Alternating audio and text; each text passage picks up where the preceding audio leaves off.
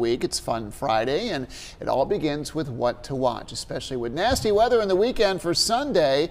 We join Dale Pollack. He's with us live this morning to tell us what to watch. Dale, we've got a lot of opportunities for TV viewing this weekend. Let's start with the first one, Wonka. Yeah, well, we're down to just one title. This was originally Willy Wonka and the Chocolate Factory, the 1971 film with Gene Wilder that I think is greatly beloved. Yeah. Then there was a 2005 version with Johnny Depp, directed by Tim Burton, and now here we are with just Wonka. And I got to tell you, this one doesn't succeed. No. Timothée Chalamet tries very hard in the lead role, but the plot is so amorphous. He wants to set up a chocolate shop. That's his whole goal, and it doesn't sustain for a movie. And then they insert these completely unoriginal Broadway musical numbers that you're going, what? What kind of film is this? It's no longer really a kid's film. It's reminded me more of the satirical series Schmigadoon. And oh my gosh. Numbers are almost like kind of a joke. I don't see how young children relate to this film at all, frankly. And that's a big come down because the original movie with Gene Wilder is wondrous. It's magical. And he makes it work. And Timothée Chalamet works really hard here. He just doesn't have the same sense of inspiration that really captured the earlier Willy Wonka movies. And there's hardly a kid in this film. There is a young orphan who's with him, but her background is never really revealed properly. And the performances are okay, nothing special.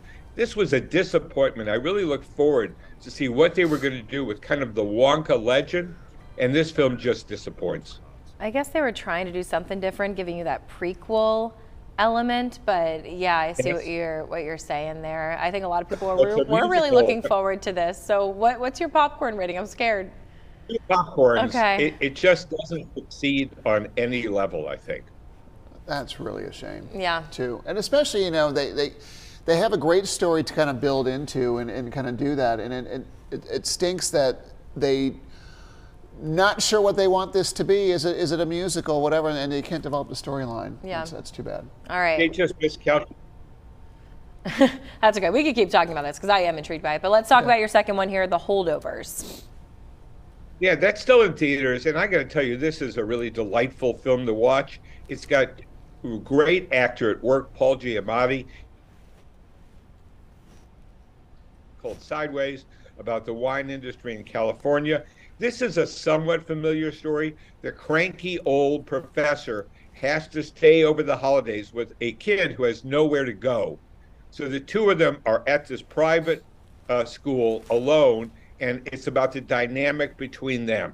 And again, Paul Giamatti is so good. He makes every scene he's in work. This young actor, Dominic Sessa, makes a very likable performance. And even though the story is familiar, these two actors make it work.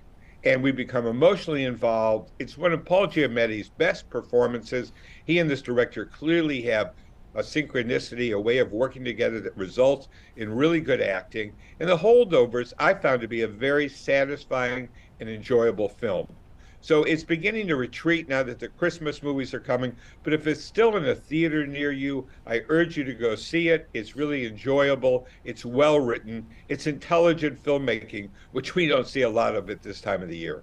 Paul Giamatti's best performances. That's really saying a lot, Dale. I really enjoy his work.